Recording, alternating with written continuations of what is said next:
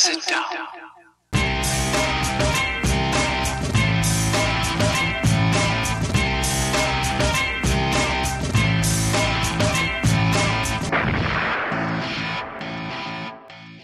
Hello, everyone, and welcome to episode 33 of the Dump and Chase podcast. My name is Sam Olmstead, and with me, as always, he's happy, he's healthy, and he's chock full of vodka-infused antibodies, Mr. Justin Irwin.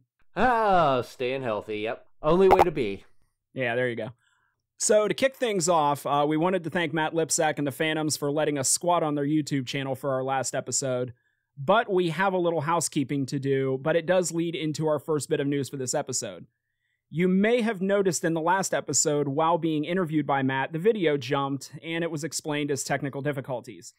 While not giving away the whole farm, we may have led the conversation about Phantoms coaches to an unflattering place about a former coach.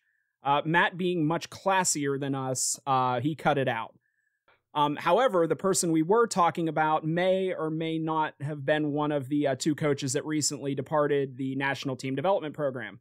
In an amazing twist, the NTDP named their new coaches, one of which is famed pro golfer Shooter McGavin, shown here. It came as a bit of a shock to us, as McGavin does not have a good history with hockey players, an example of which is shown here. But good luck to everyone in Plymouth, and maybe cook your own breakfast. Wow. So, as everyone pretty much knows by now, the USHL announced back on August 18th that the plan is to start the season on November 6th with a reduced 54-game schedule. It is said the schedule will allow flexibility at the end of the season for makeup games due to whatever may come up during the season. We don't know what this looks like yet because as of this recording, which is Sunday, September 20th, no schedule has been released. According to the release, exhibition games are slated to start in mid-October, but there has been no mention of the Fall Classic yet. As far as the roster, we'll get into that a little bit later on in this episode. The Phantoms have reported to town this weekend. According to Brad Patterson, they have to have a negative COVID test before they travel, and they will be tested again upon arrival. Then they go from there. Where there is, I don't know. As you mentioned, the league has left the schedule, the whole plan really subject to change, so we'll call this one a fluid situation. I do expect there will be changes before the start of the season. We'll probably get into that a little bit later, but, that is what the league's plan is as of today. Unfortunately, we get to the news that we were hoping we wouldn't hear. Just the other day, it was announced that the Madison Capitals and the Cedar Rapids Rough Riders will not be participating in the upcoming 2020-2021 season. Cedar Rapids, of course, due to the storm damage inflicted on their community and their arena, and Madison due to their county's COVID restrictions. I think Madison was kind of on the danger list to begin with rumored financial issues over the past couple seasons, but again, those are rumors.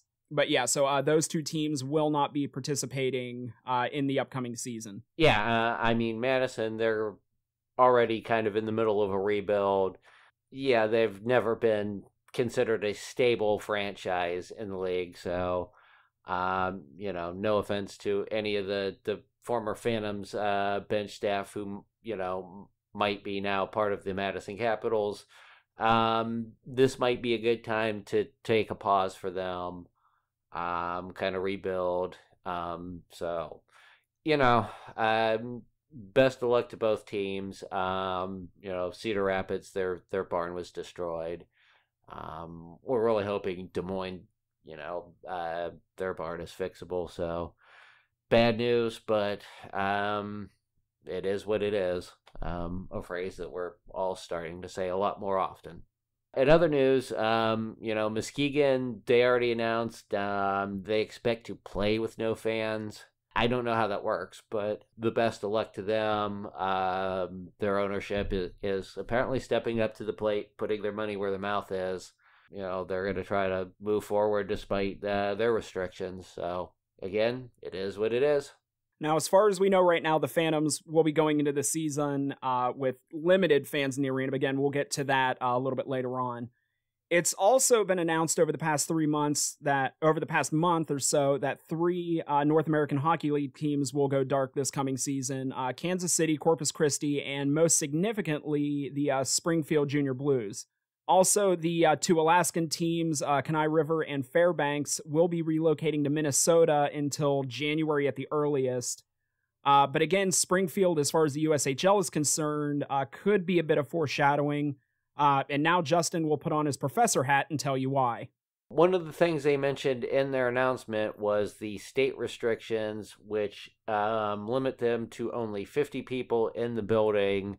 So 2 teams, coaching staff, referees, off-ice officials, all adds up to more than 50 people before you even started, putting fans in the stands or, ushers, anybody. So they're out. The Chicago Steel are in the same state, and we have been told that, everything is really planned for them to go forward. So either they are operating under different rules than the North American Hockey League, which doesn't make a whole lot of sense, or they are negotiating something behind the scenes that, they could not. When you have a billionaire hedge fund manager at the helm, I guess anything is possible. Speculation. Well, I mean, nobody knows what's going on, We've heard from quite a few people who think they're in the know, but we haven't heard anything officially from anybody that matters, so... at this point, you really can't say. A lot of talk about them working more under NCAA guidelines, but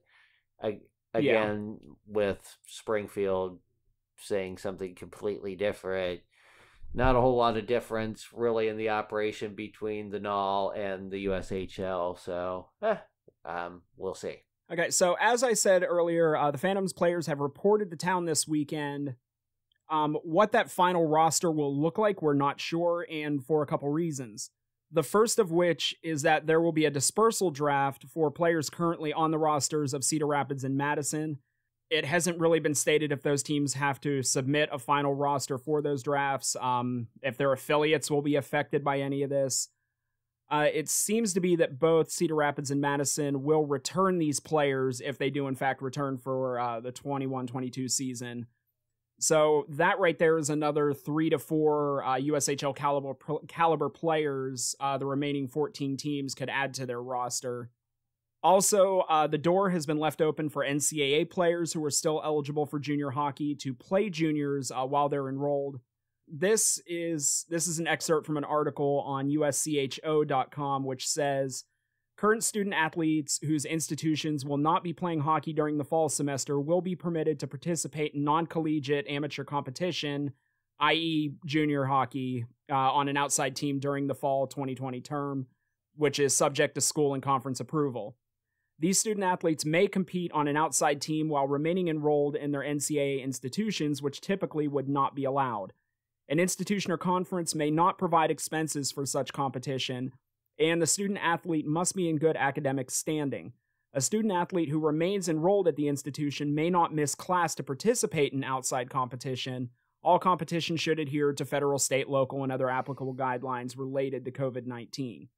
So all of that combined could cause some major log jams as far as teams working down to a final roster. Yeah, I mean, and there's a lot of hard decisions because, like you said, at least as far as we know now, it has been stated that the dispersal draft will be just for the season.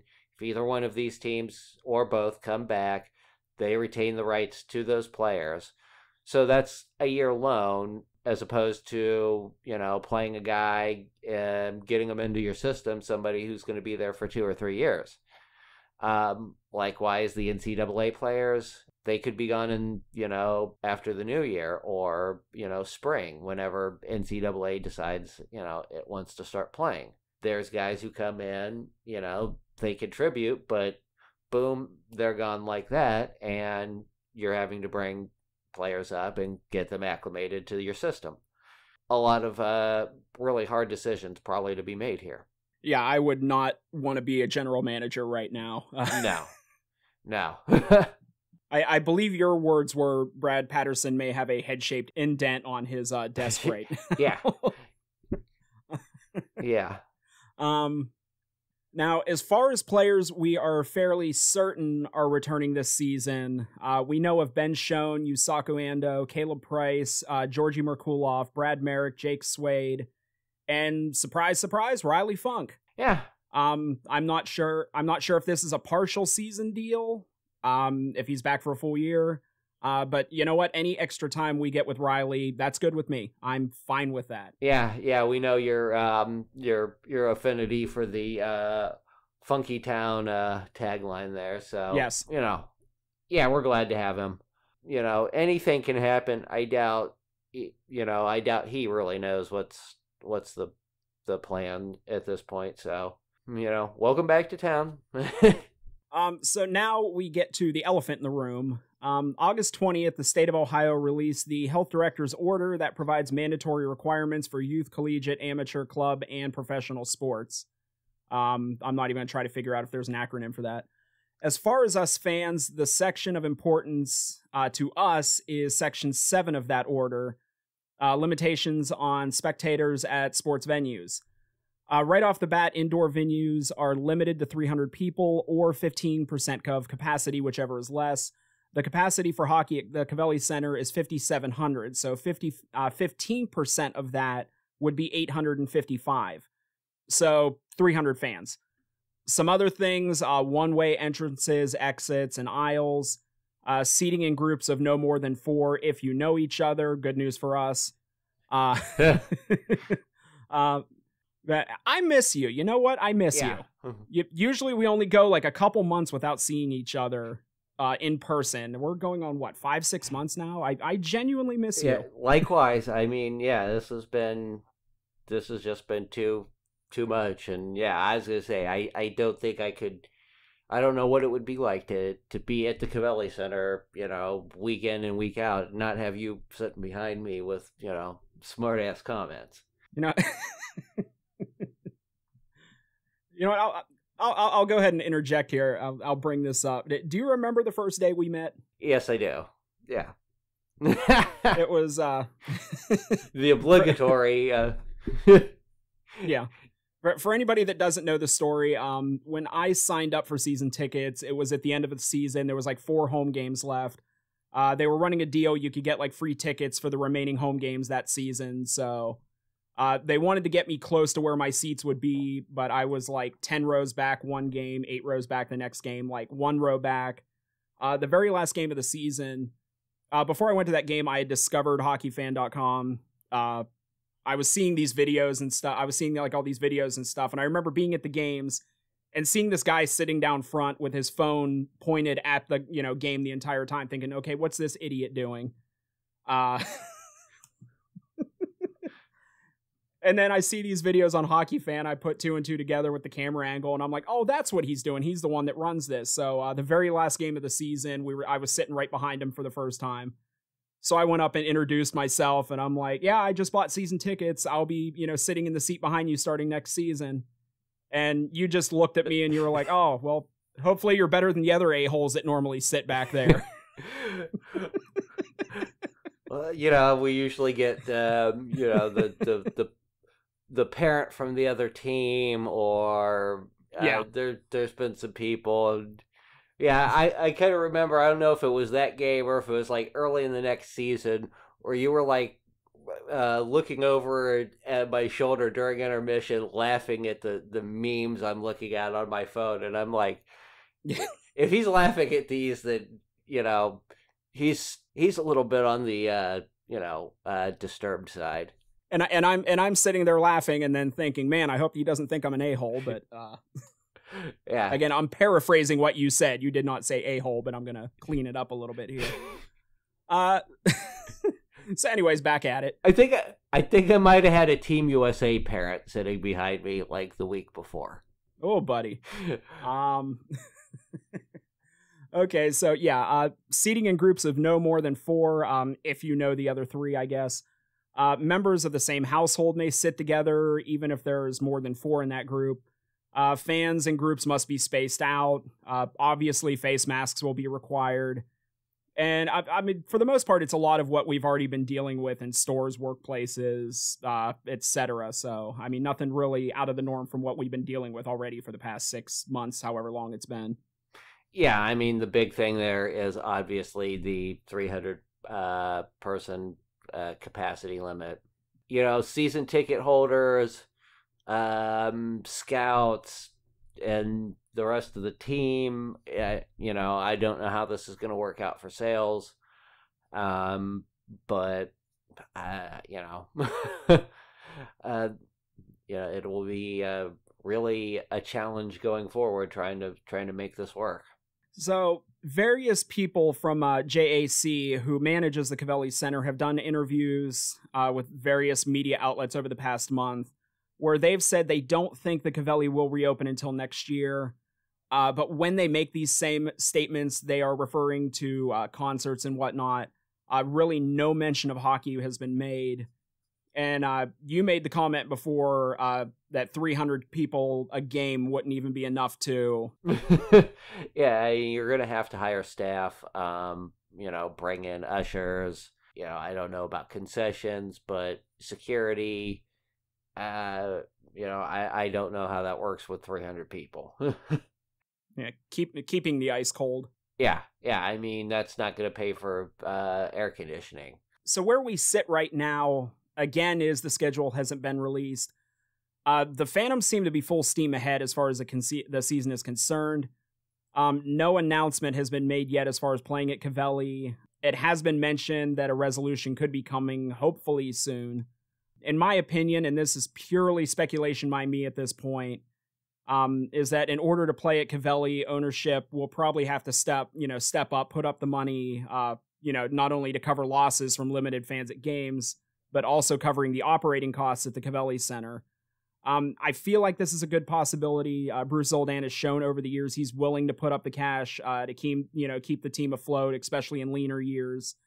And the Phantoms being the highest tier team in the entirety of Black Bear Sports Group's holdings, I would think that would be an easy decision for them, if in fact this is the reality. But again, that's my opinion. I haven't been told anything by anyone one way or another. Yeah, I mean, the money is going to have to come from somewhere. There's just no way around that. So I don't know what USA Hockey or even the NHL might be, willing to dump in, for developmental hockey. But considering, you've got a couple of teams just went dark for the season. Muskegon is already announcing that they're going to eat the cost and play with no fans. I think the league's probably going to have to step back, maybe shave a couple more games off the season, contract the season a little bit. There's going to be a lot of teams probably playing 3 games and 3 nights in the on the road in the same city just to cut down on travel. And you had mentioned even the fact that maybe both USA squads will play full seasons in the USHL, so that could be something to kind of help with the travel. Well, yeah, especially since right now the Eastern Conference is down to 6 teams. I would think, I really don't imagine Team USA is going to be traveling to Europe, going to be, traveling to Canada to play all these tournaments, these college series that they do. So yeah, you would have these teams sitting around for half the season not doing anything. I wonder if the possibility has been discussed as far as both the U17s and U18s playing a full, schedule to give us one more team in the East. Yeah, you could play 2 games a day easily at Plymouth, and they're, more geared up, I think, there for playing without fans, just kind of catering to the scouts. So, yeah, I mean, that would make some sense. So there's a lot of ways these dominoes can fall. Okay, so we have reached the end of this episode. As far as future episodes, barring major breaking news, we probably won't be back until both the schedule and rosters are released.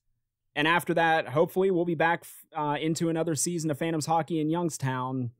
Fingers crossed, right? Yeah, I mean, this is possible, we can do this. All right, so the Dump and Chase podcast is brought to you by hockeyfan.com. We are also syndicated on ohiohockeydigest.com in the Phantom section. A new season is upon us, hopefully. We have new segments and content in the works. We're full speed ahead planning for this season. If you don't want to miss out on any of that, make sure to subscribe to our channel and check us out and follow us on social media. The links are in the description. So for Justin Irwin, I'm Sam Olmstead. Thank you for tuning in, and we will talk to you next time. Wear a mask and wash your hands.